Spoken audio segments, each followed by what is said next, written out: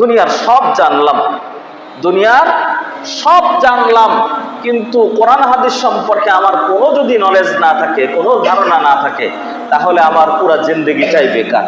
পুরা জিন্দেগিটাই কি বেকার। প্রায় সময় গল্পটা বলে থাকি।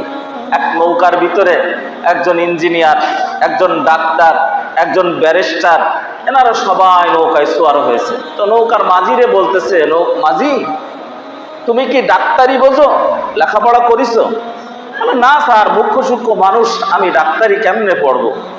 বলে তাহলে তো তোমার জীবনের চারে নাই মাটি। ইঞ্জিনিয়ার বলতেছে তুমি কি জানো কনস্ট্রাকশনের কাজ সম্পর্কে, বিল্ডিং নির্মাণ সম্পর্কে, এগুলো সম্পর্কে তোমার ধারণা আছে? না স্যার, আমার বাড়ি হলো বেড়ার উপরে হলো খড়ের ছাউনি, আমি এগুলো দিয়ে কি করবো? তাহলে তোমার জীবনের তো চারে নাই মাটি, 8 আনা শেষ।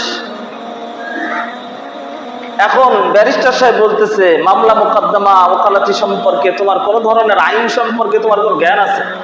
না স্যার, মুখ্য সূক্ষ্ম মানুষ, আমাকে মাতব্বর আছে, সব বিচার সেই করে দেয়। তোমার জীবনের তো আরো 4 আনা মাটি। কয় আনা মাটি হয়ে গেল? 12 আনা মাটি। নদীর মাঝখানে যাওয়ার পরে হঠাৎ ঝড় উঠেছে। নৌকার মাঝি জিজ্ঞাসা করতেছে ইঞ্জিনিয়ার সাহেবের কাছে, ডাক্তার সাহেবের কাছে, ব্যারিস্টার সাহেবের কাছে, স্যার আপনারা কি সাঁতার জানেন? হয় না মাঝি, আমরা তো সাঁতার জানি না। ভাই আপনাদের জীবনের 16 আনাই মাটি। আপনাদের জীবনের কি 16 আনাই মাটি। নদীর মধ্যে ব্যারিস্টারি কাজে আসবে না, নদীর মধ্যে ইঞ্জিনিয়ারিং কাজে আসবে না, নদীর মধ্যে ওকালতি কাজে আসবে না, ডাক্তারি কাজে আসবে না। নদীর ভিতরে কাজে আসবে কি? সাঁতার। সুতরাং সাঁতার যদি না জানেন, আপনার জীবনের 16 আনাই মাটি। আমি আপনি সব জানলাম, সব সম্পর্কে ধারণা রাখলাম, জাগতিক বিষয়ের এমন কোনো দিক নাই যে বিষয় সম্পর্কে আমার কাছে জিজ্ঞাসা করা হলে আমি সেই জিনিস সম্পর্কে বলতে পারবো না।